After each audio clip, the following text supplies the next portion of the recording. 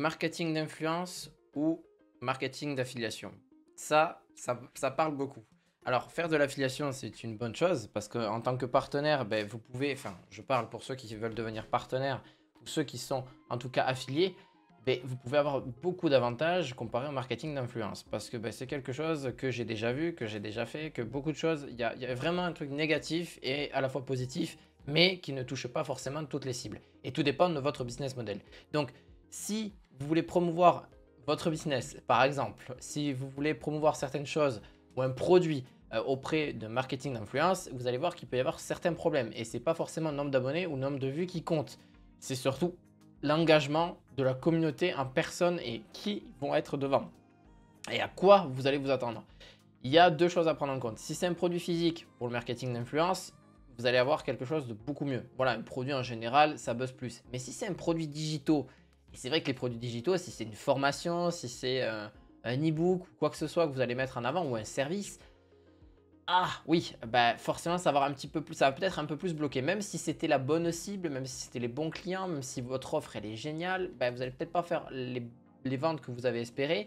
Mais ça dépend à combien aussi s'élève votre offre, qu'elle peut s'élever à 27, à 100, ou 200 ou 500 euros. Tout dépend aussi le marketing d'influence que vous voulez toucher, l'influenceur entre guillemets que vous voulez toucher. S'il a 200 000 abonnés par exemple et il vous fait payer 1000 à 1600 euros hors taxe la publicité, ce qui est entre guillemets les prix, enfin bon les prix ont peut-être un peu changé parce que ça date de 2023, fin 2023, début 2024.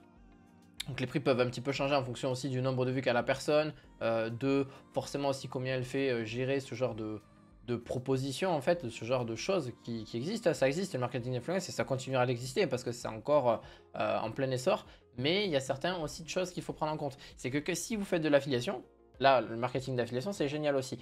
Juste une petite chose, avant que je continue cette vidéo, n'hésitez pas en description, vous avez mon code, et c'est pas un code, c'est un cadeau plutôt, de mon guide SEO. Donc n'hésitez pas pour se lancer sur YouTube en affiliation avec Amazon. Et surtout, ça parle principalement de YouTube au niveau organique. Après, à l'affiliation Amazon, j'en parle énormément sur la chaîne. Donc n'hésitez pas pour ceux qui veulent se lancer, etc. à me rejoindre aussi sur Telegram. Bref, petite publicité faite. Non, en vrai, je m'en fiche, hein. Je reviens sur ce que je disais. Le marketing d'influence. Le marketing d'influence, c'est une chose importante, mais il y a certaines choses que j'aime moins, en tout cas, dans cette stratégie, on va dire, pour ceux qui veulent promouvoir leur service. À part si vraiment ils font que si la cible, entre guillemets, fait que de l'affiliation, entre guillemets, ou alors que c'est vraiment une cible qui fait de l'affiliation, mais que de produits digitaux, ça peut peut-être fonctionner. Mais encore une fois, si elle fait d'autres produits, et pourtant c'est votre cible, voilà. Ça a fonctionné pour la plupart avec qui, mais d'autres sont pas forcément dans les produits digitaux, surtout dans les produits physiques. Parce que c'est plus facile à mettre en avant, parce que c'est beaucoup plus concret, c'est beaucoup plus simple et plein de choses qui peuvent en découler.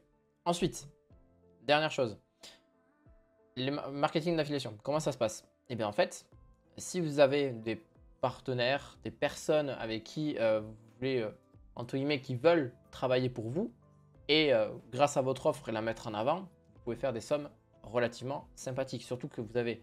En fait, tout le monde est d'accord. En fait, c'est ça qui est bien, c'est que par exemple avec Amazon, Amazon c'est juste une plateforme, c'est un site internet hein, qui a des millions et des millions de produits sur la plateforme.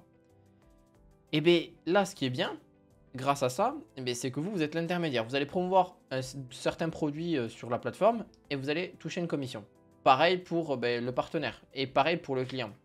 Voilà, en fait, tout est avantageux pour tout le monde. Vous amenez, entre guillemets, le client vers une offre, vous allez toucher une commission.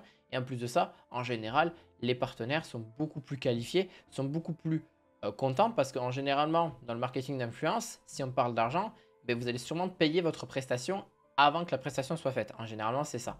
Et j'ai envie de vous dire, c'est pas forcément la meilleure des choses parce que généralement, vous êtes peut-être mécontent, pas forcément satisfait des résultats que vous allez après avoir derrière. Parce que vous espérez peut-être au moins rentabiliser la publicité, et au moins rentabiliser, surtout quand c'est 1000, 1500, 1600 euros, au moins la rentabiliser. Et généralement, voilà, vous êtes ancré dans ça. Et surtout quand il y a une audience, entre guillemets, qui a 220 000 abonnés, qu'il y a quelques milliers de vues sur les réels, etc. Le marketing d'affiliation, c'est différent. C'est que vous allez payer la personne après. Donc, entre guillemets, si vous êtes le vendeur, vous allez payer, enfin, si vous êtes le partenaire, entre guillemets, vous allez payer la personne après. Donc, l'affilié après. Et forcément, ça vous apporte un client, mais vous pouvez le payer après. Donc, s'il y a un quelconque problème, s'il y a un quelconque litige, ou si le client part et décide de rembourser, ben, personne ne touche la commission, personne ne touche. Mais d'un côté, ça amène plus facilement à dire que le partenaire va toucher cet argent-là, et ça donne plus envie, et c'est plus concret que quelqu'un, entre guillemets, fasse de la publicité à votre place, parce qu'elle est intéressée par vos produits, parce qu'elle a déjà acheté l'un de vos produits, ben, c'est plus facile. Vous voyez, on a toujours plus de facilité quand on a déjà acheté un produit, quand on sait déjà le truc, alors que si on amène un influenceur, un énième produit dont il a déjà fait, ou alors, enfin, voilà, un centième produit physique ou pas physique, hein, peu importe, mais il sera moins enclé, ça sera moins qualifié que si c'est vous ou quelqu'un qui en parle. Vous voyez ce que je veux dire? Et là, c'est plus de l'affiliation. Et là, vous touchez des commissions qui sont bien meilleures. C'est pour ça que je trouve largement mieux de faire de l'affiliation. Vous pouvez faire de l'affiliation payante comme gratuite, encore une fois, de l'organique comme moi je fais. Vous pouvez faire aussi l'affiliation payante, ça se fait énormément. Il y a des gens qui promouvoient des formations, mais de façon sur des... voilà, on va faire de la publicité des formations, mais payantes. Voilà, bon, ça c'est des stratégies. Voilà, franchement, c'est quelque chose que je trouve extrêmement puissant. Vraiment, pour le coup, l'affiliation, c'est vraiment quelque chose sur, voilà, sur même plusieurs...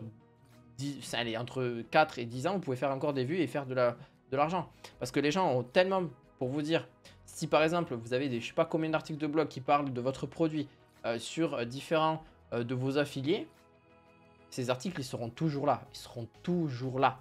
Et en plus de ça, ils seront référencés s'ils s'y connaissent bien vos affiliés. S'ils sont, en plus de ça, s'ils s'y connaissent bien, ils seront référencés sur le web. Donc, si des personnes vous cherchent ou vous trouvent par hasard, pas par hasard, hein, c'est généralement s'ils vous trouvent, eh bien, vous toucherez, voilà, il touchera une commission et vous toucherez aussi quelque chose. Donc, vous voyez, c'est surtout ça la puissance de l'organique entre YouTube et le côté aussi Google, etc.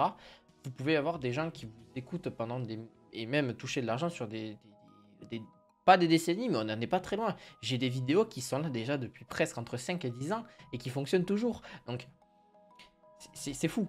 C'est fou, je fais des ventes de produits qui sont encore en vente sur en affiliation Amazon et certes qui sont là déjà depuis un certain temps parce que c'est des produits qui sont là déjà bien depuis très longtemps et qui fonctionnent extrêmement bien encore aujourd'hui et je fais encore des ventes.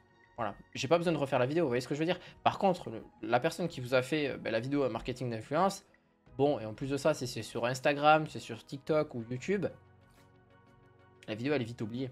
Elle va passer à la trappe assez rapidement, surtout c'est une seule vidéo, ça c'est concret, peut-être vous allez faire un peu de vente, mais c'est pas généralement ce qui marche. Et aujourd'hui, enfin moi en tout cas, je me lancerai pas dans ça, sachant que je vois que l'affiliation c'est bien plus rentable, et sachant que j'ai juste à payer la personne, et surtout c'est une partie de la vente, et c'est pas juste, tiens, voilà. Vous allez me dire, oui, mais la publicité payante c'est un peu pareil, parce qu'on sait pas si on va être rentable, etc. Mais vous pouvez mieux cibler la personne que vous voulez, c'est surtout ça, et puis généralement, vous avez un bon tunnel de vente, une bonne offre, etc. Je dis pas que l'offre n'est pas mauvaise non plus pour le marketing d'influence, mais c'était peut-être pas la bonne cible. Là, sur les publicités ads, vous pouvez énormément cibler. Voilà, c'est juste, en tout cas, pour vous parler de ça. Pour ceux à qui ça parle, je pense que vous voyez de quoi je parle dans tout ce que j'ai dit là. Marketing d'influence versus marketing d'affiliation, dites-moi lequel vous préférez en commentaire. Mais moi, clairement, j'avoue, je préfère le marketing forcément d'affiliation. Voilà, donc n'hésitez pas à me dire votre préférence, et puis je peux comprendre qu'il y a des pour et des contre, c'est normal, chacun peut ne pas être d'accord. N'hésitez pas à mettre un petit pouce bleu, de vous abonner à cette chaîne, on se retrouve très prochainement pour d'autres vidéos sur le sujet. Je vous dis à très bientôt, ciao ciao.